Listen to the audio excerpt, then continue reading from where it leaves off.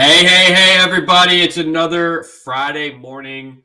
Apologize, we're a little bit later today. Was trying to figure out the visual issues on my end, but we're here. We're here for another Friday. It's another Business Unscripted episode. So if you're here and you're a business owner, or maybe you're thinking about just getting into business, maybe jumping in, taking that leap, you're in the right spot because Lauren and I, or me and any other business owner that's going to be joining us in the future, we're here to talk about everyday struggles that people face in business, some advice, some things that maybe you haven't thought about, struggles that we've gone through, so that you can learn from us and hopefully not make the same mistakes that we do. So grab your cup of Joe, your favorite cup of Joe, and let's jump into the show, man. All right, Dwarren, welcome to another week. I feel like more and more, it's just like, hey, we blink and now we're in another episode. Like we're already at episode 28. Like it's been over a half a year, over 6 months that we've been doing these shows. I love them. I can't get enough of them, and let's do more. But so sir, like, what's been new in your world? I know we talk a lot, but obviously people don't hear us talk a lot. What's new in your world? I think you were just talking about the importance of your staff, right? Just got like a new sort of office sort of setup going on. So tell us about that. What's new with that? Yeah, thanks for having me again. So basically, we did our office fit out for home here recently, and that change was really good for us. And around that same time, we had organized with one of our key clients back in Australia, who predominantly uses our physical office location for his staffing, virtual staffing. Most of our staff are home-based nowadays or work from home remote, but there's a selection of them that do work in the office still.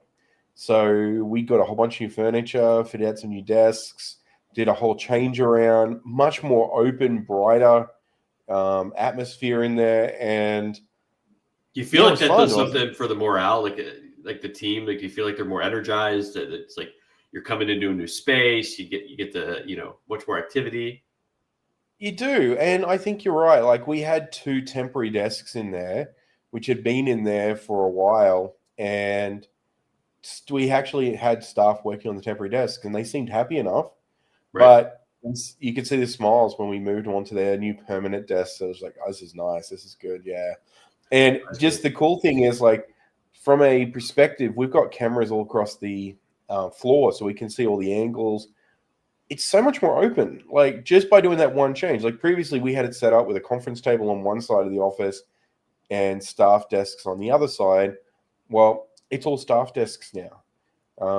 And to put it in perspective, we had 8 desks on one side of the office, and it's now 17 desks in total. So we've added a bunch more desks, and it's not over full. It just looks great. It's got good flow to it.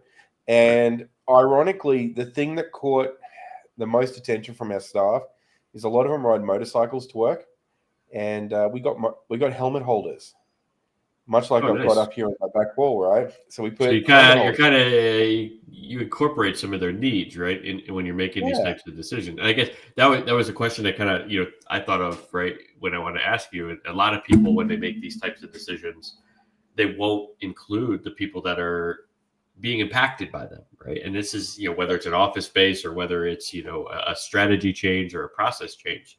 Did you find that you were able to involve them in sort of the design, the setup of the new space as well?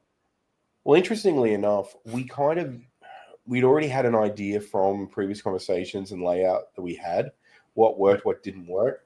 And we incorporated all that feedback. But we also knew there was a couple of things that we saw them, like, just you'd go down to the office and you look around and there'd be helmets everywhere. And we're like, there's a better way of doing this. And one of the staff had his helmet stolen from his motorcycle because he left it on his bike outside. So he forgot to bring it in. No. So, it was like when we said, hey, by the way, we're doing this. They didn't care about the office fit out. They just cared about the helmet holders. And it was the craziest thing. They had latched on to one thing, which was really important to them. And we did much to their irritation, but although they were really good sports about it, the original layout, which I'd drawn up, didn't work because it just didn't take into consideration a couple of things we weren't aware of, like, spacing off the wall for sockets, depth of one desk in particular, which is a lot deeper than we expected it was going to be. So we had to do like a move on the fly. It was either take out a new double desk setup or change the layout. So we ended up changing the layout, and the new layout that we set up and did works even better. So it was like a win. And everybody was kind of really comfortable.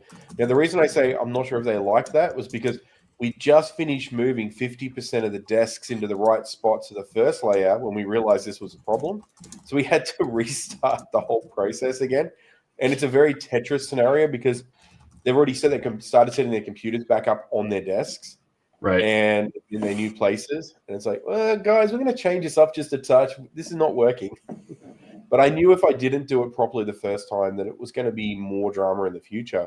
Well, you started getting it set up, but at least you didn't have it all the way fully set up, and then you had to make the change. So that would have been even more impactful, exactly. I think, to everybody's time and everything. So, it was fun. That kind of brings up one of the other things that I feel like I actually had a conversation earlier about like culture and people and benefits. And earlier this week with a prospect, is that a lot of times these types of activities, when you can't give like a bonus or you can't give raises, right? But you can just rearrange, or maybe you can add something that they can invest in themselves. So for example, a lot of small business owners, you can't afford to pay for benefits. You can't afford to, subsidize maybe health insurance, but you could at least provide the option for it. And having that available to people where maybe you've negotiated a lower term cost than, they would pay of an employee share somewhere else. Like those are benefits that you could add. Doesn't cost you anything as a business owner. So maybe if you even have 5 to 10 employees, finding potential options and solutions like that are great, because now your employee feels like they're getting a benefit. Even if you're not covering any of the costs, you can just let them know that it's a lower cost investment for them that you've negotiated, that you're providing. And they don't need to necessarily know one way or another if you're paying a portion of that cost or not. But just having those available could be big, incentives for people to stay around in your organization versus going to the place down the street that has a higher employee share, but they just have that benefit. And so doing things like shifting around the office or just adding some extra things when maybe you can't afford payroll increases for everybody. These are things that could really have an impact on employee morale. Well, it's interesting you should say that. We did one thing with some of the work from home teams recently where we actually encouraged them to choose some online courses and then go and do the online courses, and we'd pay for the certifications at the end of it. Right. And what we found is that was really uplifting for that team that we put that in place for. And it wasn't hugely expensive for us to do. They put the work and the time in to do it. They wanted to upskill. And what we saw is upskilling was something they're willing to do in a little bit of their own time as well as the office time. So they upskilled because they wanted to as well. And we let them choose the courses which were relevant. And then so it made it relevant and useful. And they felt like they got the feedback and they got to choose something, which was really helpful as well. The other one that we did recently is a couple of our staff, we gave them, they were using free subscriptions to some software. We upgraded them some paid subscriptions and helped with their productivity. And they were really happy because they got, a paid software which helped them produce better quality work in a quicker period of time, which meant they could focus on other things they wanted to do. And especially when you're in a position where, whether it's a commission job that the individual's in, or even a full-time salary role or an hourly role, whatever it may be, giving them tools to make them more efficient and less stressed is sometimes even more important than what you're paying them an hour, right? Or in salary. Yeah.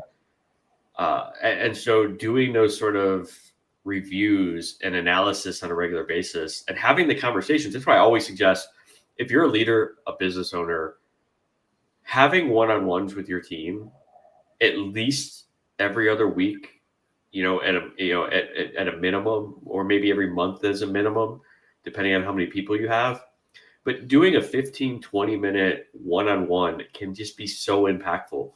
And you're not focusing in that one-on-one. You don't focus on, hey, what are you doing wrong? Or, what, give me an update on your projects. No, you're actually using that one-on-one to find out, hey, how are things going for you, right? What do you need from us as an owner or a business to help you do your job better? And what other things can I do as your leader to lead you better? And so in your one-on-ones, right, it's conversations about how to improve together. You don't use your one-on-ones to, kind of berate or put down or make them feel stressed about what projects are coming up and what deadlines are. Use those for other meetings if you need to. But your one-on-ones definitely should be focused on their support, their growth. What do they need? How can you support them better? What would make them feel, more secure in their job or help them do their job better? That's where you're going to get the information. It's straight from the people on the front lines that are doing the work. It's easy, and I could, I'm sure, Dwarren, you can feel this being in a leadership position right in your company. It's easy for you to think what they might need or, make assumptions about what would make their job better. But unless you actually have the conversations with them, you fall victim to that trap. And ultimately, when you do make a decision without their input, it may fall flat more often than not. Oh, absolutely. Like, take, for example, the courses. I gave that opportunity to have that discussion to my team leader. And I said, hey, look, so this is what I'm thinking. What do you think? And he goes, I think that's a great idea. Let me have a chat to the team. Right. So he had the discussion with the team. He spoke to them about it. And we let him take some of the credit of the project as well, the idea. So he got some wins out of it. His team felt great about it. And it was a good win for everybody. And so it doesn't even have to be you. 10 minutes. It could be someone, exactly right.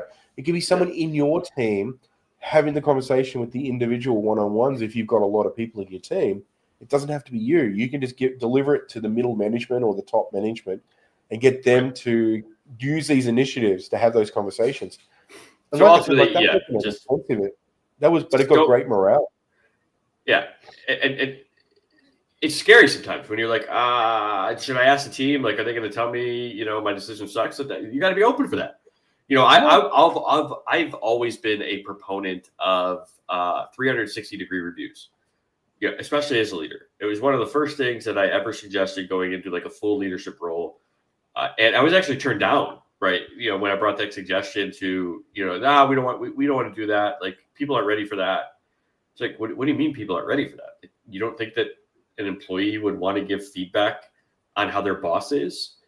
Why would they not want to do that? And it could be anonymous. Like, it doesn't have to be like, oh, Dave, John said this about you. And then, now they're afraid that their boss is going to come retaliate against them or whatever.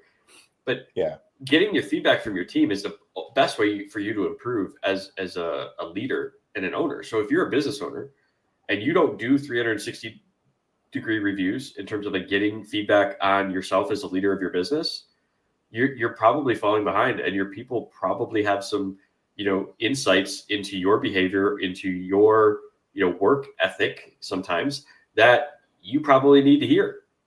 And obviously you take it with a grain of salt, because there are always going to be some people that, are judgmental or jealous that you're in a leadership role and they're not, or it's your business and it's not their business, anything like that. But it's just another, let's call it information or a data point, right? That you can use as a leader or a business owner to just make an improvement. And, if you're not improving every single day, people are going to pass you by. The world's going to pass you by. There's so many people that I have had the conversation with. Well, I don't need to learn anymore. I'm good. I'm just going to stay where I'm at. I'm just going to stay where I'm at. Okay. Well, good luck, especially the way the world's improving and advancing so quickly. You're going to be what? Out of relevance in 6 months nowadays, if you're not improving and learning and looking for ways to grow. So, I mean, that's fine. Look, there's 100%.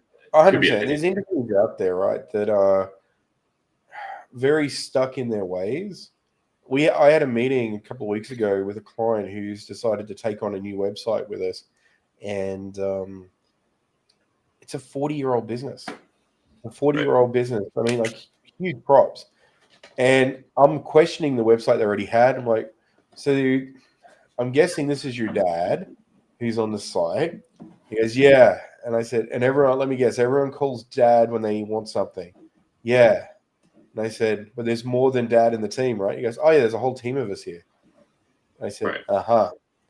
I said, did you know that you've built a culture around just ask dad? I said, your website says just ask dad. You know, obviously it's not saying dad, it's using the name of his dad. But when I pointed this out, he's like, oh, you're right. Yeah, you're right. And even in one point, he's like, I said, do you guys have a logo? And he goes, well, yeah, kind of. I'm like, what do you mean, yeah, kind of? I said, you guys have a office building, right? Sorry, like a workshop. They got like a Right. big workshop manufacturing shop they use. He goes, yeah. And I said, so what's the logo on the wall? Well, it's kind of like a type font that we use, this type font, and we just put it up there, and we kind of put it on our invoices and stuff as well. Right. But we don't really, we don't really use it outside of that. And I said, do you have signage on cars? Not really. And I went, you run a whole logistics business within your business? Yeah. And you don't have signage on your vehicles? No. And he's like, you know what? That's something I really think we need to do. And I said, I Right. think you need to do that too. And he goes, yeah, it's something that, we just haven't really bothered with. We've, I've been around for so long and people just know us in the industry. But it came down to that conversation of what could he do better to get more business? And I'm like, well, Right. you offer this one service in particular, and you're telling me it's not a hugely profitable service, but you get a lot of new leads from it. He goes, oh, yeah. I said, so you're already out there doing lead generation. You're already thinking about lead generation with this option you're doing. So this is just another option for lead generation. And when I pointed that out, he was like yep, I know what you're talking about. Yep, let's do it. Can Well, your and when you logo think of that too, what happens with that type of situation is that they see a little bit of success, and they let their prospecting or their efforts that led to that kind of fall by the wayside. And then when that stuff goes away, it's like, well, wait, what happened? Like, why? It's, well, if you look back, right, the last 30, 60, 90 days, you probably weren't doing your prospecting. You probably weren't doing your lead gen or your, insights to build relationships. And all of that comes from the work that you put in today. So even if you are kind of successful right now, and you are seeing results of the fruits of your labor, right, the fruits of your efforts, of everything you're doing, it doesn't mean you just stop your lead generating, your prospecting. In fact, that's one of my sort of weaknesses, right, has been letting myself get caught up and not do prospecting. And for me, it's one area that I know I need to improve. I do a lot of networking, I do a lot of that, but I don't do a lot of like prospecting. And so, I actually, we were talking pre-show. I just bought a new book that I'm kind of going through right now. It's called Fanatical Prospecting, and it talks about that same concept, that you have to, be working today. And if you have a lull, or maybe you have a downstream, if you look back in the last 90 days, there's probably a period of time where you didn't continue to do the work to build your funnel. So even if you are where you want to be, even if you're not where you want to be, you should definitely be spending time every single day to do something. And even if you are where you want to be, you still have to put some effort towards prospecting, because even the 40-year business, they're not marketing, right? They don't have their name on anything, right? What happens when their biggest people start going out, they start going out of business, or they start, possibly taking their business elsewhere, but you have nobody in your pipeline because nobody knows your name. Yes, the big players that, as you were saying, the big players, they know who they are. But what about the smaller people that make up probably the bigger majority of their potential customers? If you're not finding ways to keep your name in front of people, your pipeline's going to be, empty. Yeah, and that's exactly it, right? And there was a conversation, a bunch of conversation had around that topic, and it was really interesting. They came around and they want to do more, but it was really interesting to see a company that had started with no presence online to transition to a little bit of presence online, saw a little bit of success with it, Right. but had only ever treated having the online presence as a they can check up on us and see if we're real. And it's like, well, okay, we have an online presence. We must be real. We're legitimate. And look, I had that conversation with a lot of people. Like, you look at a lot of contractors who've got old businesses, and it's the same story with them. You look at these new contractors, everything's online. It's all plastered all over socials. It's all online. It's a little bit overwhelming at times to see how much effort they're putting in. But a lot of them have just done traditional techniques. I remember asking someone a question. I was in a meeting earlier today, and I was walking through their head office, and I mentioned, commercial. I'm like, so you guys do a lot of commercial work? Like, you got a whole division for that? Commercial? Like, as in TV commercials? Like, no, like corporate accounts, commercial accounts. Ah, yeah. I just deal with the e-com side. And his whole part of the business was e-com. So he never really thought about that part of the business because it really wasn't part of what he was focused on. And it was like a realization for me to go, this is a difference between a business owner who wants to understand all aspects of his business or her business versus an employee who's very focused on their section of the business. And they probably do. And it's unfair. It's unfair to expect your employees to have the same passion, enjoyment, etc., towards your business as you. Ultimately. But you're right. It's that difference between the two mindsets. Yeah. And it was nothing we've talked about it. No, absolutely. I mean, it just came to be like he was so focused on doing a really good job in his section of the business that he wasn't really paying attention to another section of the business that didn't really have anything to do with him, and he was never having to get involved in that part of the business. And it made me realize that some of these big businesses are like that. So, like, back to your point there a moment ago where you were saying big corporations, they know who to deal with over here. But what if that person who dealt with them from that section isn't there anymore, or another department in the big corporation was asked to go and take over and do that? They wouldn't know where to go because you're not doing any marketing. You're not in their face. You don't have any presence. Right. So there's all these different, like, just because you've got a big company, don't expect everybody to communicate within the company about every little thing and to know every little thing about every part of the company, because it's pretty clear when you get to a certain size, it's really hard to do that. Only top level management or owners will generally do that. Right. Yeah, and so it's one of those things. It should be done on a regular basis. It's one thing that I'm looking to improve on my efforts, right, as being a smaller business owner. Is, yes, success is happening, but success is only going to last for a little while unless you continue to do the efforts on a regular basis. And so, one of the things for me is I'm looking to improve my calendar, kind of blocking and scheduling. I did a good job of that. I feel like I've kind of laxed it up a little bit. And so now I just need to strengthen it back to what it was, where, like, for example, blocking your prospecting hours into, set times and blocking it on your calendar. Maybe even blocking the half hour before to prep for your prospecting hours or your calling hours or your outreach hours, however you want to do it. And my suggestion to everybody who I talk with, if you're not where you want to be, you should be doing at least anywhere from 2 to 4 hours a day, 6 days a week of outreach prospecting efforts. And if you don't have that blocked on your calendar, you're probably falling behind, and you're probably saying, well, this is dead, or I don't want to do this, right? Calling people is dead. Nobody wants to pick up the phone. Well, one, you're starting with the wrong mindset, right? You're starting with the woe is me, victim. I'm never going to be successful at this type of mindset. Stop, lose that. And remember, the second part of your mindset is that you won't have the problem. Like, once you start getting desperate, once you start trying to force the sale, you've already lost it.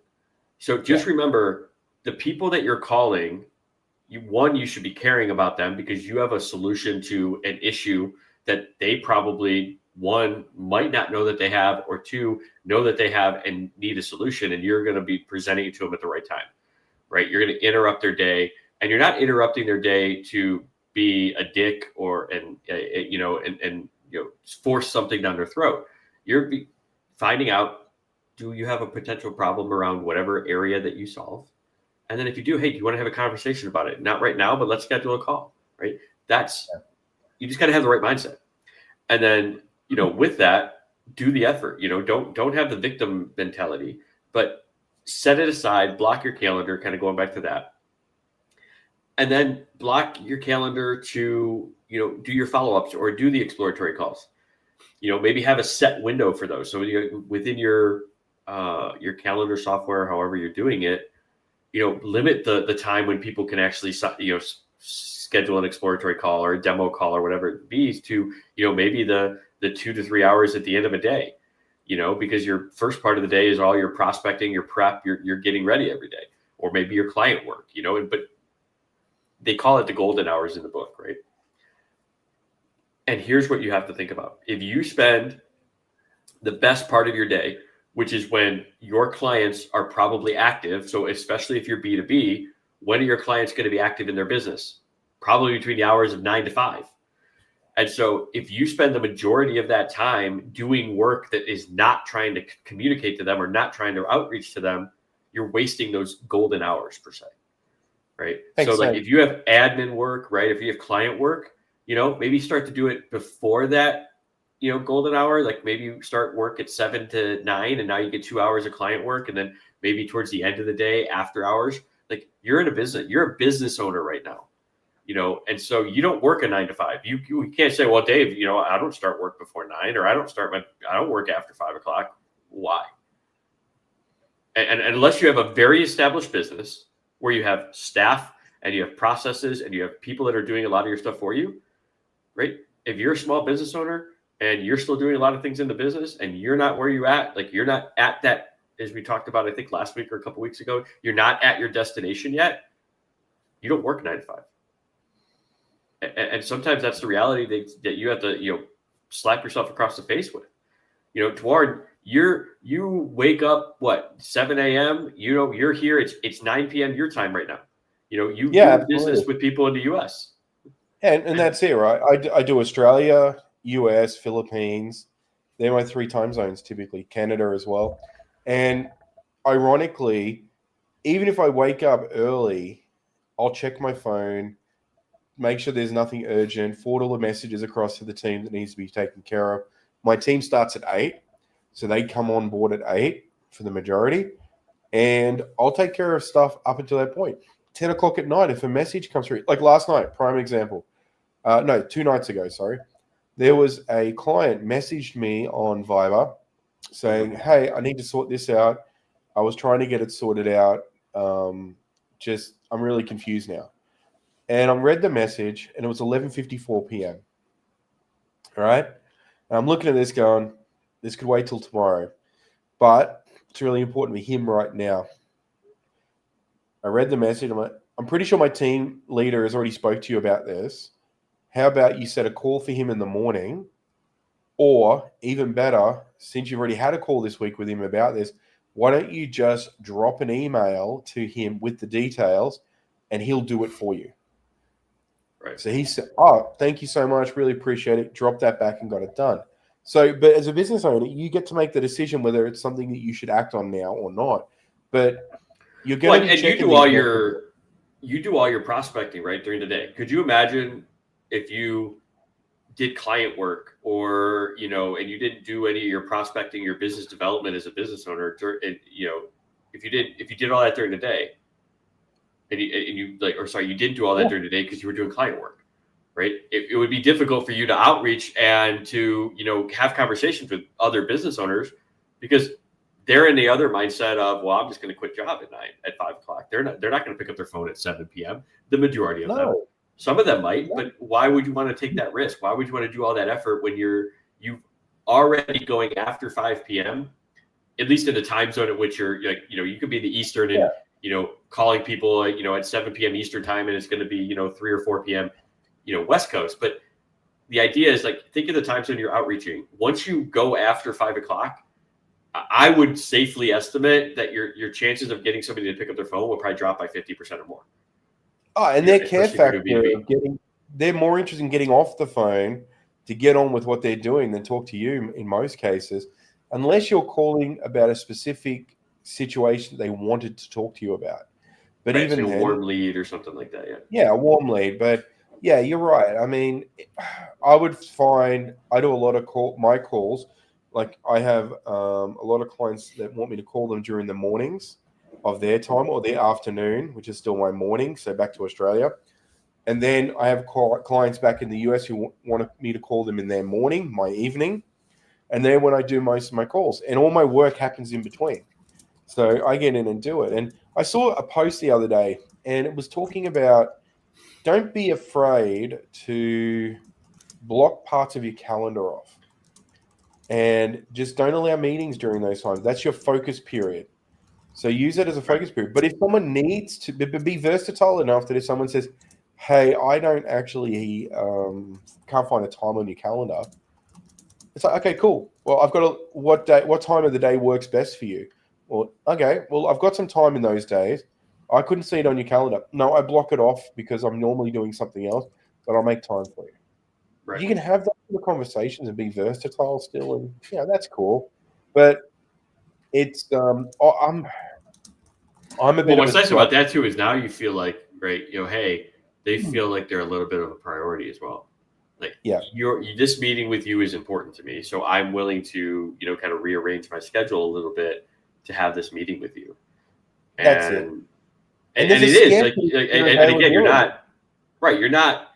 You're not obviously being what's untruthful, right, or No, dishonest when you were doing that, because you are rearranging your schedule. Like you're willing you to make do something work, and something then for else at that that time. day, yeah, you would just move your block like back a half hour or whatever it may be, depending on what Yeah. you're trying to do.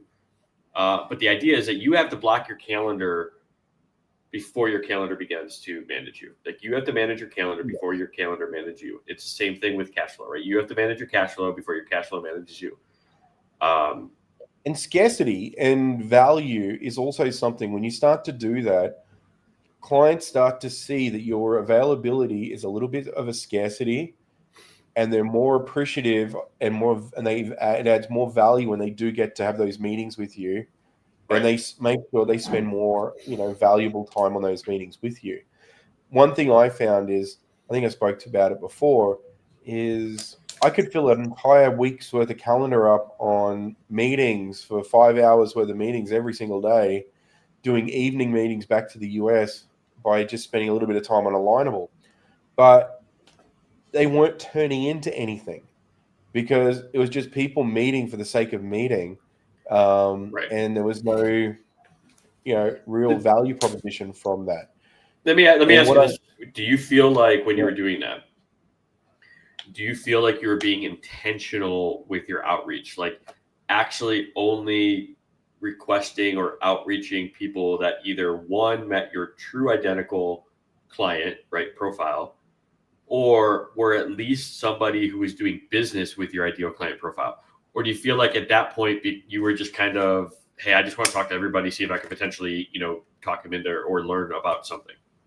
Well, for me, it was about awareness. It was about building up awareness and building up my awareness and building up a profile on the platform. And I was successful in doing that. I was able to build up a decent platform and awareness campaign.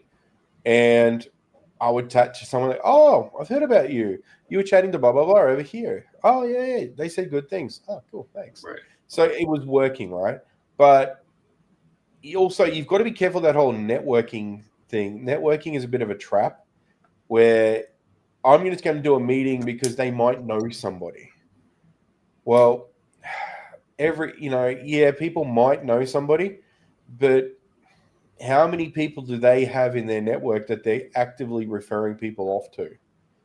And how well do you know them if you've only met with them once?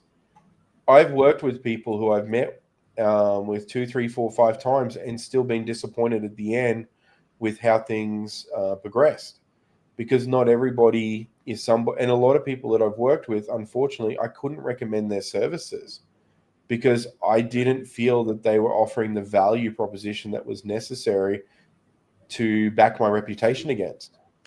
Right. So, yeah, like if you're going with the mindset that I'm the guy that everyone, it's not BNI. It's not you're the only insurance guy. You're the only guys, in there doing what you're doing, and everyone's going to send it to you because they feel obligated. Well, even then, people are doing that. You know what I mean? Like, yes, don't get me wrong. Like, sure, maybe people are doing that in BNI because they feel like that's their only option in order to get people back. But in reality, if you join a BNI and you already have an insurance person, you're not going to give people to the insurance people. The insurance person that's if you have a friend that's a realtor, who are you going to give it to? Your friend, or because you signed up for BNI, you're going to give it to the BNI person? More often than not, it has nothing to do with whether it's somebody paid a join fee and to be that one person in that one small group. It's a relationship. You have to spend time building the relationship. And if you're not doing it, as we talked about at the beginning of this sort of segment, if you're not doing it on a regular basis and you're not being intentional with who you're building a relationship with, how you're building it, sharing relevant information, right, making it educational and informative and supportive, in the end, you're not going to do anything, and your pipeline's going to dry up, right? And so all your referrals are going to dry up. I can't tell you how many times on a line of it's so funny. It's a pet peeve of mine. I will have people that we literally just matched, right? We literally just connected. So, and immediately there's one of two things. One, they send me in a message that's like crazy long that says, "Hey, this is what I do. This is why I'm the best at what I do. If you know anybody or you want something and you need this, like, outreach me." Instantly, like, it's a turn off. I'm like, that's your first message? Not going to work, brother or sister, whoever you are. And the second one is we just connect, and then they instantly hit the recommendation button. And with no words, they just hit recommend because they want you to do it back. It's like that reciprocity thing. And what happens with some of them too is you can take back your recommendation. So what they'll do is they'll recommend, have you give them a recommendation, and then go and pull yours back so that their name isn't on your profile, even though they don't know you.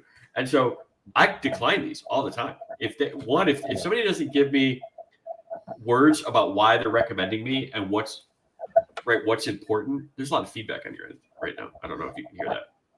Can you hear that? I got no feedback. Not on mine.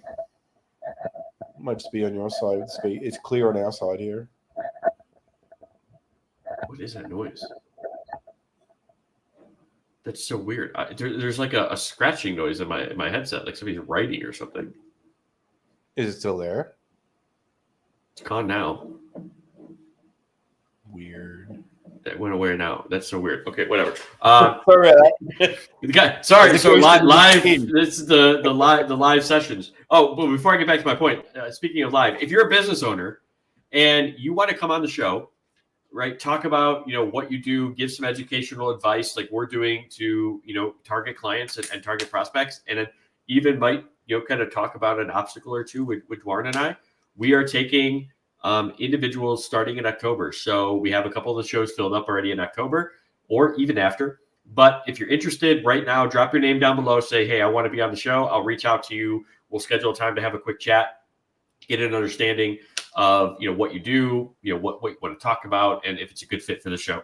So if that's you and you're interested, drop your name down below. I should, by the end of this month, have an actual automation form going. We'll get that up and running here soon. But for now, if you're interested in a future show starting in October, drop your information, drop your name. I'll outreach you, whether it's on YouTube, Facebook, or LinkedIn. Go ahead and do that. We'll get you on the show at one of these future shows. So, but to kind of go back to my point, so on Alignable, I decline people that do not write actual words, right, in terms of the recommendation. So, and it's a pet peeve because it's like, I don't even know you. And I make it a point to message these people and say, look, I appreciate the thought, right, of wanting to send me a recommendation. But unfortunately, my recommendations are for either people I know personally, people I've worked with, or somebody that I've had a conversation with that has felt that they've gotten value from what I've had to say. In your case, we haven't done any one of those three. So respectfully, I have declined your recommendation. And I say, however, if you would love to have a one-on-one and we can have a conversation and see if there's value that I could possibly add, and then you feel like you're recommendation is warranted, I would accept it then. And then I give them and then, by the way, best practice is you would tell people a few words of why you're recommending somebody. And so 90% of those people never respond. You know what's interesting is Alignable is one of those platforms. They do the is it like the person of the year in your area, and I've won a couple of spots. Local business person of the year, yep. Local person, yeah, and I've won twice, or two different businesses in 1 year. I put a bit of effort in. What I didn't do is go out and ask people for the votes. Me neither. But I was really shocked at how many came at me very, very proactively asking for the votes. Hey, I'm this person. I'm trying to get to the business, and they're not even in the area that you live. Right. So I look at that and I go, well, those are bought and paid for for those people.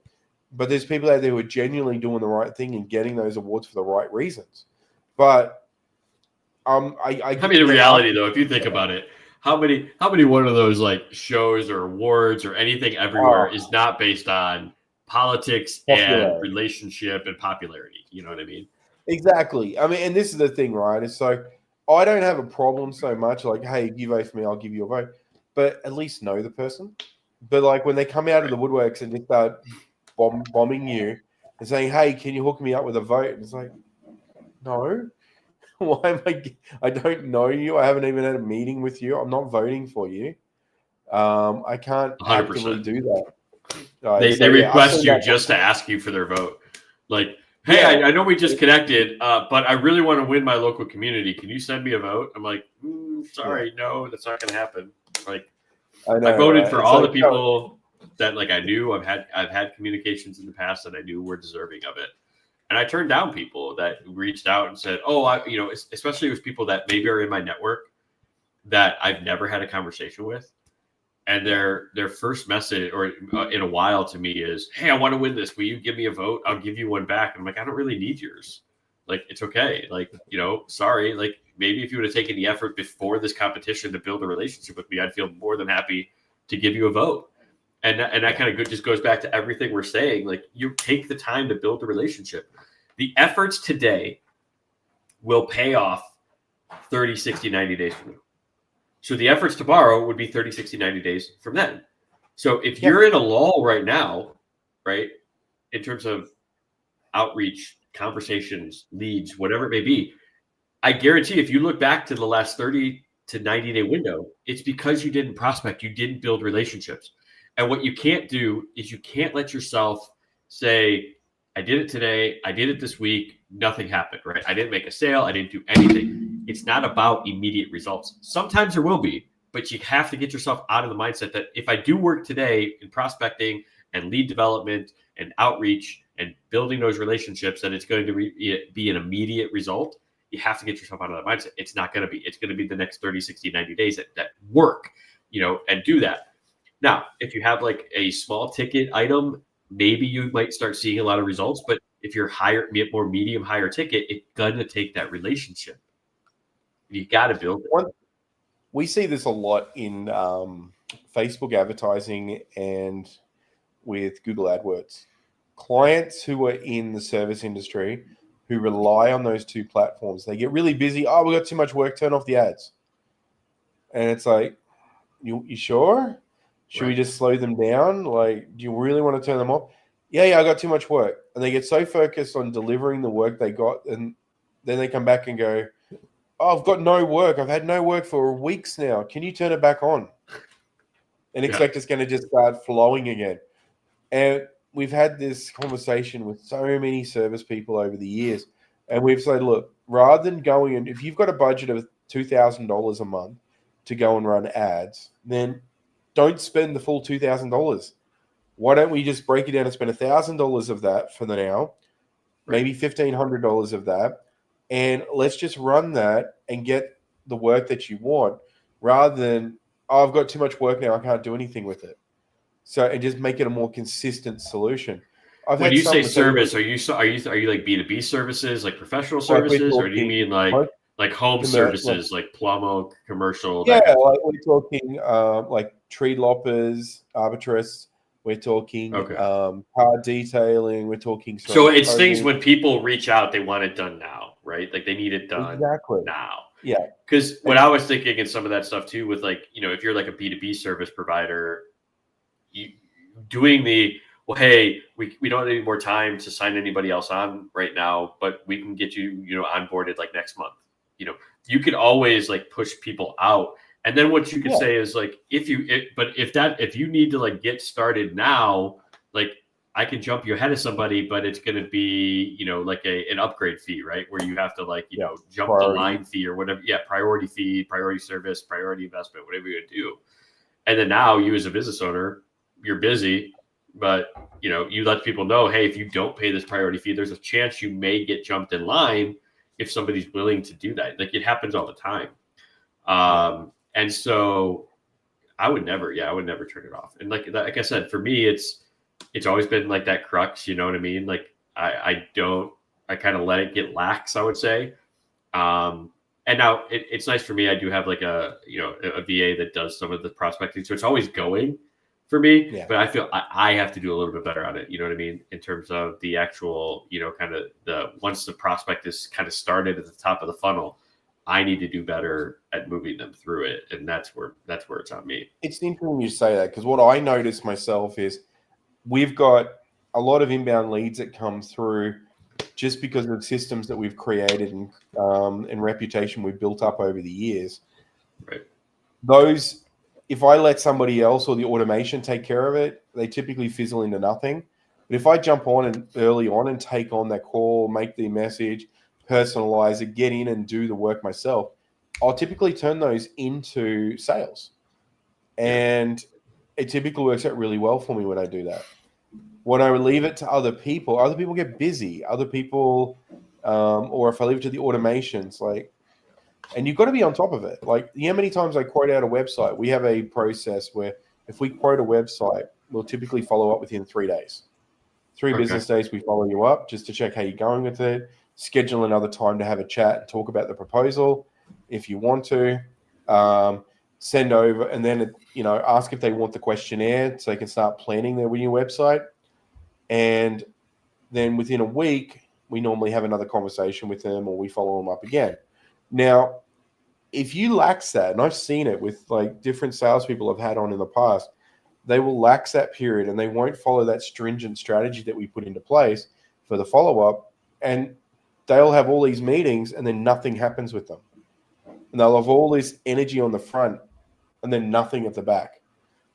And you sit back and you go, well, that was a waste of time. And it's like, well, you're not following through on the leads. It's because what we talk about cost of acquisition of a lead. It's very expensive to get a lead in a lot of businesses. It's one of the most expensive things is acquiring new customers. But having more conversations with them and building them that rapport up with them is actually not that expensive once you've already got that communication started typically. Well, and it's in the book, if it's a cold outreach, right? So like they haven't learned from you and you're kind of looking to make that sort of initial informational, it's 20 to 50 points of contact with them before they might make a buying decision with you. 20 to 50. Wow. For somebody who is like cold. So they don't know you don't know them from another social network, you don't know any of that. And so just think of that. Like if all you're doing is cold, like it's 20 to 50. And like that could be, they see your name in an email or a follow-up, right? Or they see you pinged, maybe you connect with somebody on Lineable and then you ping with them on LinkedIn and then you send them a message. Like that's 3. But 20 to 50 sort of name in order to recognize your name, your business, and what you do. If it's straight cold, first time you've ever touched with them. Isn't that funny? Now, I mean, if you think about like traditional, like drive past a billboard, drive past a car with your branding on it, go past your ad pops up on their phone while they're playing a game. You're scrolling through Facebook, your ad pops up. There's all these different ways you can pop up. Exactly. And so like that cold 20 to 50 touches, if you could just get to like semi-warm, now it becomes 1 to 10 touches in order for, and so, and by semi-warm, and you have to kind of think of like, so many people are hyper focused on, I need to connect with my target client profile. That's it. Like I need to connect with them. But what you need to think about right, is who works with your target client profile. So if you want to talk to a business owner, who else is doing business with business owners? Payroll providers, insurance, brokers, maybe accountants or bookkeepers, business coaches. These are the people that you need to be building a relationship with, building value with those types of businesses. And here's why, because think about it. When they know who you are and they make an intro, you now are not a cold intro to that new business owner. You are now a warm, referred, respected person of somebody who they already respect because they're doing business with them. So it's no longer cold. So if you spend your time, obviously still try to network your target ideal client profile, but instead of doing 100% there, do like 40% there and 60% to the people who do business with your ideal client profile. And what you'll do, and you'll see, is that you're going to exponentially have introductions. And instead of being 20 to 50 from a cold touch point basis, it's now down to like 1 to 10, especially when you're referred to somebody. You're going to drastically improve the results from your outreach, your prospecting, your networking, just by focusing on building relationships with people that can actually refer you to people that are your ideal client profile. Yeah, I like that. And so many people, they don't think of it that way. They don't kind of like, they're like, I need to be in front of my ideal client profile 100% of the time, or else networking doesn't make sense for me. Networking, when you go to an in-person networking event or you're doing like an online event, you're not there to sell. You're never going to sell anybody in one of those events. All of that is going to happen after the event, when you follow up and you have a coffee or you have a one-on-one Zoom, depending on if you're all virtual. All of that effort comes after that event, comes after you actually make that first introduction. So don't go to an event, lose that mindset of, how many times have you heard when you ask somebody, how's networking going? They're like, oh, I haven't done anything. Like, I get no results from it. I can guarantee probably within a 5 to 10% margin of 100% that it's because they didn't do any of that extra effort after the event. They just thought that they were going to walk into a networking event, say, I'm John Smith, I sell houses, and that they were going to get 20 houses, right? Just because they walked in. No, That's not how it works, right? That's not how networking is developed. That's not how networking is set to work. You have to go in, hey, one, think of what differentiates you, because how many people do realtor, if we're just using a realtor example, what differentiates you? Like, okay, I walk in, I help people sell their houses for more than what the market, typically would get by 5 to 10% on average. Oh, great. Now somebody's ears are going to perk up, or if you're a business coach, or if you're in marketing, or if you're in branding, like, what do you do differently? If you're a bookkeeper, you're an accountant, like what sets you apart? People, have so many troubles saying that because they're just like, oh no, it's just bookkeeping. Really? Bookkeeping is a dime a dozen. But if you say, like, I'm a bookkeeper who specializes in, home services businesses, and I help them get a greater understanding of their numbers in 90 days or less, what's more memorable? And what's going to get you better results? When you explain networking like that, the first thing that I think of is treat it the same as when you've paid a bunch of money to turn up at a trade expo. Mm-hmm.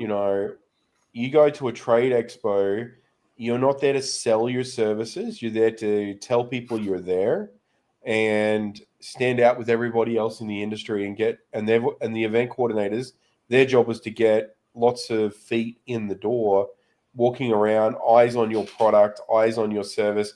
You find a way to capture their information so you can follow them up after the event. Right. You have a competition on your desk. You have a business card bowl. You have something to grab and capture information. Do you know how many times I've spoken to business owners who have done trade events and then have no follow-up process after the fact? They just collected the business cards and then handed those business cards off to their sales guy when they get back to the office and say, call these guys. There's no follow-up. There's no nothing. Right. Oh, one of them was a good lead. Like, I've got their card here. You give them a call. Like, that's basically how people treat networking. If you treat it, though, as you walk in and this is a group, and then share something and then say, hey, look, brother, I've got this great program that I'm offering at no charge. or you're interested in the bookkeeping I'm talking about. Look, let me share something. I've got something which is really cool that I'll give you. Just scan this QR code and you can get access to it. It could be like a sheet or something, right? I mean, find an interesting, unique way to stand out a little bit. Well, and if you're gonna like business cards, right? So everybody goes to a networking event and hands out business cards. If you look at your business card right now, does it have any sort of value to the person who grabs that from you? Like you were just saying, I love that idea, right? Do you have a QR code on there that leads them to some sort of valuable offer, some sort of maybe not even offer, valuable information, right? Of education around what you do. Like it could be like, hey, scan this QR code on the back, on the back of your business card, scan this QR code, get my top 10 tips on A, B, and C that has to do with your business, right? Boom, done. Now you don't have to you're not trying to email people. And in order for them to get it, right, they have to enter their name, email, phone number, and business name or whatever. And boom, now they get it. And it's very easy. You never have to think about it. All you have to do is hand out your business card. But that's a point of contact. And then you can have an email chain off of that goes, maybe it's 10 emails. If you do 10 tips, maybe it's 10 emails that goes a little bit deeper than the initial document went. So now you've gone from, maybe handing a business card, hoping somebody calls you, to somebody grabs your business card. You say, hey, don't forget, like on the back, you can even scan it right now while we're here. It's my top 10 tips on X, Y, and Z. And now you've gotten 2 points, the networking and their contact card, because they're going to get an email from you with the results. But then you have 10 more after that. So you just, from one interaction, have gotten 12 points of contact from that cold person. You've already, over half of the minimum. But if you're not doing anything like that, you're not thinking through that kind of stuff, you're missing out on a lot of opportunity to make an impact and better your business and better yourself.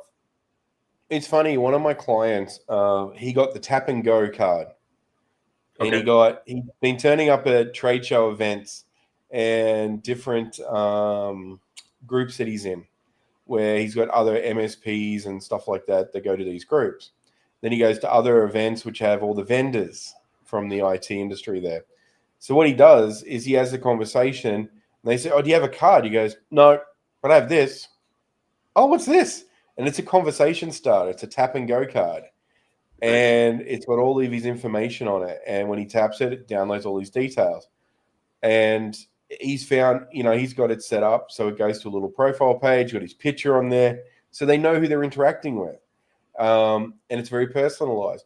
Just as even with email, right? Like an email signature that includes a photo of you. So that when people see it, they can recognize, oh, that's that guy. Oh, that's that lady I was talking to. It makes it recognizable. Yeah. You basically want to reduce the barriers because, having a meeting in person today was so crazy.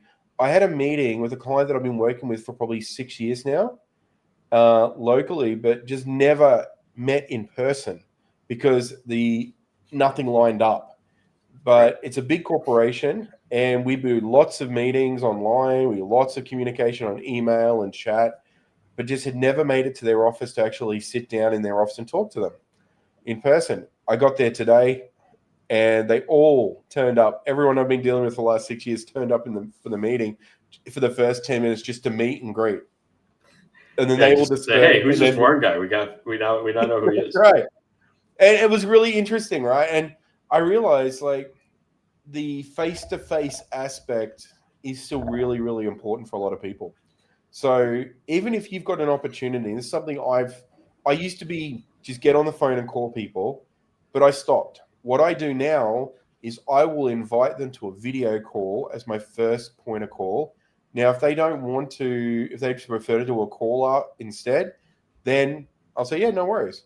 I'll do a call. But what I try and do is I try and do a video call because then we can do that face-to-face because people still like to look at the person that they're doing business with initially. And that helps get so many points on the building the rapport as well. And it's something that I think is overlooked consistently by people. When you talk to someone on the end of a phone, they could be distracted. They could be doing other things. If you're on a call with someone like this, you can see if I look up here or if I look over here, if I turn off my camera, it's very obvious. Right. You get more attention, and that interaction is very deliberate. And so I think, when you're doing that initial call, right, or you're doing that initial follow up, always hey, is now a bad time, right? You know, yeah, and if they say yes, it is, like, that's fine, great, I'll give you a call back, or when's the best time to give you a call back? Now, obviously, majority of people, we've all had these types of calls, and we give them some, sort of shoddy time, and then we sometimes you're going to have your number stored as do not answer. Perfect. Like, but if you're doing it after some sort of other outreach, like you maybe pinged them on social media, or you connected with them on Alignable, right? There's that name recognition, and more often than not, they're not going to just, right, not pick up your call. If you're connected some other way and they know you from some other way, and you can reference that when you initially chat with them, you're going to be better off kind of than just a flat cold call. You know what I mean? 100%. If you can find a way, and it's that whole standing out process. I remember I did this sales training, 15, 18 years ago. And as part of the sales training, there was a demonstration, there was an explanation of this guy who was trying to get a meeting with the CEO. So what he would do is he would buy a cupcake in a really nice box. It was a nice cupcake, red velvet, and it was a beautiful little box. And he would bring this in, and it would have a card on it. And he would insist that he would want to give it to the CEO directly. And that, because it was, something he wanted to gift to them. Right. So what he would do is he would come in and he would get through a lot of the receptions, because they would be like, oh, okay, yeah, that makes sense. You want to give him a gift. And they'd let him through to give the gift. That would not necessarily get him the meeting right then and there, but it would get him the meeting later. You go, okay, look, I haven't got time right now, but I have some time later. Right. And this was before when the receptionists were the true gatekeepers to these high-level officials in the businesses, right? The other thing you'd do is you'd leave it with the receptionist, and then make sure that, and he would then call a couple of days later, and you go, hey, I just wanted to confirm, what did Tom get that cupcake that I dropped off the other day? Oh, actually, he wanted to talk to you about that. Oh, great. I'd love to have a chat to him about that. And You'd have an open. I mean, we don't have to go to those extremes anymore, but there's plenty of different ways to give people value, stand out, and go down that path. My meeting today, one of the first things I mentioned was I was wandering around the store for 10 minutes. No one approached me. We're talking about a retail appliance store. Right. And I wandered through 6 departments. Nothing. So the first thing I mentioned to management when I meet with them, I was like, hey, look, love the store. Great store. Just thought I'd mention, when I got to the second floor, I was approached by 3 people asking if I need some help. It was great. But the ground floor, besides the security guard who let me in, nobody approached me. Right. He goes, are you kidding me? I went, no, 10 minutes. Watch the cameras if you want. No one approached me. And he's like, oh, I really appreciate that feedback. I said, they all just seem to be, I said, lots of staff, because I acknowledged all the staff. I'm looking around, I'm seeing them all. Is that 20 of them? But nobody walked up to offer any assistance, right? And so exactly. And he was like, oh, that's unacceptable. He's head of regional marketing for the entire area, right? Right. Sales and marketing. So for him, he took that very personal, and he was like, I'm going to put something in. I'm going to go and do some investigating on this. Well, and think about this. So if you're not even in person, like you were in person, having an in-person meeting, but other things that I've seen, you check out their website. You should be on their website. Like if you see something as an error, don't just be like, oh, I'm not going to say anything, but mention it. Oh. So many people will then kind of in the back of their mind attribute, you as being helpful just by making a small suggestion like that. There's one that I just had the other day where I happened to be looking on their website on mobile view and not on my desktop. And there was like 3 boxes that, on computer were, nicely formatted, but on the mobile were like really skinny and side by side. You could barely read it. So I took a screenshot and sent it to them and just say, hey, by the way, great conversation. I was on your website. Just wanted to also let you know, hey, it doesn't look like you're mobily optimized. And it was a response. Oh man, thank you. Like, I didn't know we needed that. Let me forward it to my development team. And it's, again, just another point of, that touch point that you can do, and you're also helpful. Absolutely. One thing that, like, I actually had a moment like that with the first contact person who came up to me. He actually, it was really quite interesting. So they had I looked down, I was wandering around, I was there for 20 minutes wandering. And one of the things I did was I looked down at in the couches, and I saw a card, like a sales card. Okay. And on it, it was an SRP price and a spot cash price. If you pay cash, you get a discount, right? This particular one, it appeared someone had mixed the numbers. So the SRP was lower than the spot cash. Every other one on this floor looked fine, but this one didn't. And it stood out to me. So the first guy comes up to me, who's like the IT guy for their website. And I'm like, hey, take a look at this. Does that look right to you? He's like, I don't sell anything on the. He's called one of the sales guys over, and he goes, is this right? He goes, oh my God. He goes, and I said, pretty sure the SRP is meant to be higher than the spot cash price. Yes, sir. Yes. Oh my gosh, I'll fix that right now. Instantly, the look I got from the IT. Oh, attention to detail. This guy's got attention to detail. He notices things. Right. And I built credibility straight there and then. Now, It's exactly what you're saying. Like, it's not about picking fault. It's just about identifying things that people might miss. Now, there was other things I noticed on the floor. Like, there was things like I saw, things on the maintenance side that could have been adjusted and fixed. I saw whatever. But for me, I just strategically picked out the one or two things that I thought were the most important and pointed it out to the right people. And I got credibility. And from that, we see it on the website. Like, one of my clients contacted me yesterday saying, oh, I've got a new website. I've got a new client who's going to need some website work. Can you have a look? I took a look and I said, yep. So I'm looking here and I'm looking up because I'm seeing it at the moment. It goes under the Our Services tab. It shows one item, terms and conditions. Somebody's put it in the wrong spot. Yeah. So it's a really obvious error. But the thing is, most people have never checked their website after it was built. Right. They got it built. Like, yep, that's great. Never checked it again. They don't know that there's a problem unless somebody tells them. So how many people have visited his website, seen that, and go, if they've got that sort of problem on their website, I'm not going to contact them. They're not very good. They mustn't be very good at IT. What's their attention to detail, right? Exactly. And that's the key, right? So I think, there's all these wonderful little different interactions that you can do with people, like we were talking about. You just have to be creative with it and be memorable. Absolutely. And it's think outside the box, just what could you do to add value to somebody and their day, and and that's why I said, the networking thing, we'll kind of end it with this, so if you're doing networking, again, lose that mindset that you have to sell when you're in a networking event or whatever it is, whether it's even online or in person. Like, your goal is there to make a connection, make that first point or follow up on another point, because maybe you met somebody and now you just have another, great conversation or great touch point.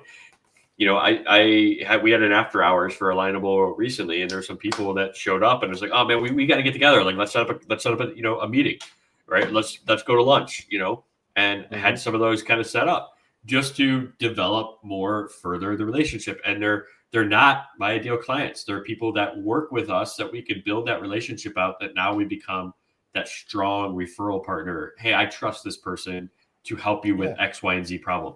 And so you need to develop those types of relationships. And then the second part of that I'll leave with in terms of your business card, like, if your business card's plain, like, it's my name, my email, my phone number, and my business, right? Or my title, like, and that's all you have on there, like, you're missing out so many opportunities. One, you need to have your picture, as you said. Two, you need to have some sort of offer. And if you're worried about putting a QR code on there with a specific offer, make it like, a QR code to maybe like a landing page that has multiple offers. Like, hey, we give away free resources all the time. Scan here to get access. And then, you get access. Dynamic.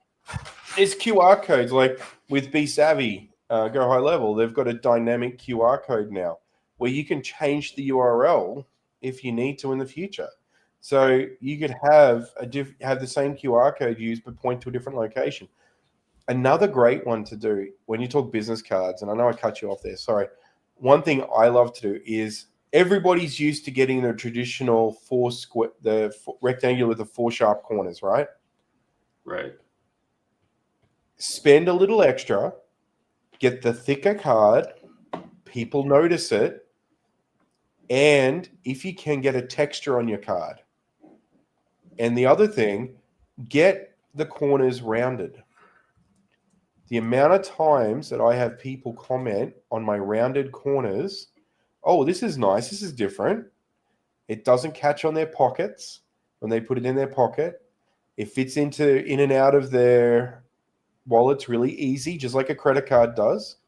Right. And you don't have to, you can just round one corner so it looks unique, or round 2 corners, make it look like a teardrop, whatever. A lot of these business card places will actually print them with round corners. That one unique little thing I've found has created so many conversations, it's not funny. Just by having rounded corners on your card? Rounded corners. So if your card is traditionally boring and you don't want to put anything too unique on it, or you're not sure what to put on it, just put a rounded corner on it, and you might find that's enough to start a conversation. And don't cheap out on the cheapest material when you do it. Get a little bit thicker card. Make sure it's a good quality thick card, because people, if they can hold it and they can flex it and flick it, and it's got that twang to it, they go, oh, this is a good quality card. These guys, they're about quality, because your business card is a first impression. And this is something I absolutely detest, people's business cards who come to me with photo paper card, and they've printed their own cards at home. They've cut them, or they've used a cheap printer and they've got someone to cut them out, and they've used photo paper with sticky, tacky fronts. Like, I hate that. For me, it's just the first thing. Or if you pick up a card and it curls on the corners because it's just a really cheap, thin card. Spend the money, get a decent card with quality GSM thicknesses so that it actually stands out. And you'll be very surprised. You'll get people who will make comments on it. They will give you the feedback. Oh, this is a nice feeling card. That we got some cards printed up for Web Design Devour locally, and we did something a little different. We did the rounded corners, but we also, instead of being a traditional horizontal, we did it as a vertical. So when people look at it, they have to turn the card sideways and they read it. Oh, this is really good. And then they turn it over and read the other side. Oh, this is nice. And it's something becomes a talking point for you when you hand a business card over, rather than just your traditional white business card with some contact details on it. It's all, how can you make it stand out? Now, I mean, there's ones that I saw, like they're metal, like that kind of thing. I don't know, like unless you're reserving those for like your only top people that you know are going to like keep it, like, there's no need. It's over the kill. So it's definitely overkill, especially nowadays. I like that kind of virtual stuff. Now, and there's also another one, like, link trees, right? Like, link trees are great. So maybe that's a QR code on your thing, but where you can link it to a link tree. And if you're not familiar with that, like, link tree is basically, you can have a whole bunch of different links on one landing page. It's almost, and so you can have like your 15-minute, call, your 30-minute call, your assessment, your free resource, your second free resource, whatever it is. And they get it just by scanning that. And so even again, a video about what you do. Right. You can drop a video in what you do, right? Throw your photo up there. We do that with web design. And look, one thing we recommend is if you're going to get signage made for a vehicle, for example, or you can put a QR code on it and have it so they can I did it with one of our clients who's like a junk, right? He's got a bin, and they weren't branded. And it's like, hey, you're going to brand this thing. You're in the process of figuring this out. The initial, and it's funny because he got the design done from the marketing person, right? Who's supposed to be designing this wrap. And that person didn't even think to put a QR code, right, to an automatic reservation page. It was, our suggestion, hey, put a QR code. We can link that to your online reservation page. It says scan, rent me here. And then it takes them right there. The less steps that you can give people to make a decision, the better. It's a less, it reduces the opportunities that somebody could fall off your journey. So if you can make it as easy as possible, whether it's, hey, scan here and call us, right? And it opens up, it's already got your number pre-programmed, and it opens up the phone app, and all they have to do is hit send. Boom. Like, you're going to get way more calls than people that have to remember your number, right? Because now, one, they got to find your number. Let me find it. Let me type it in. Like it. Well, however you can make it easier. Take a photo, and then just think about this. When was the last time you took a photo of a car because there was a photo, or a work vehicle because there was contact details on it, but then you have to go there and you have to switch between the app to get the phone number, because who can remember an 8 to 10 digit phone number, right? Or you get your friend, hey, I need to give you a number, give me a sec. Or you sit in front of the computer and you type the number. It's too much work. A QR code takes them straight to the page. And if you've got that QR code set up, you can have for anything. Download a contact card, whatever. So I love thinking outside the box on that. So, well, with that, we'll, always been a pleasure. I know we got started a little bit later today, but hey, we appreciate it if you made it. Whether you're watching a replay or you made it live, we love you all. We love that you watched. So if you got any piece of advice from this piece of show that helped you, or that will help you, that you're like, hey, I'm gonna implement that, right? Or that kind of was like a kick in the butt. Like the video, make sure you're following along, because we do these things every single week, and share it. Help us increase, help us get our awareness out to other people. We appreciate you for watching. And with that, if you're a business owner and you're like, I want to come on, I want to talk about some educational piece, drop your name down below. Say you're interested in joining us. We'll reach out and we'll have a conversation and see if you're a right fit, or the show's a right fit for you. So, Dward, as always, brother, thank you for joining. Another great conversation. Again, we have no idea where this conversations go until, and we have a general like, hey, let's possibly start here, and then it's like a journey, right? We'll see where it goes at the end. But love you all for watching. Thank you for being here. Dward, thanks for joining me again. And we hope you all have a wonderful and fantastic week. Again, like the video, share the video, make sure you're following, and then comment down below if you want to be on a future episode as a business owner. Comment down below and I'll outreach you. So have a wonderful and fantastic day. We'll see you in the next one. See you, everybody. Later.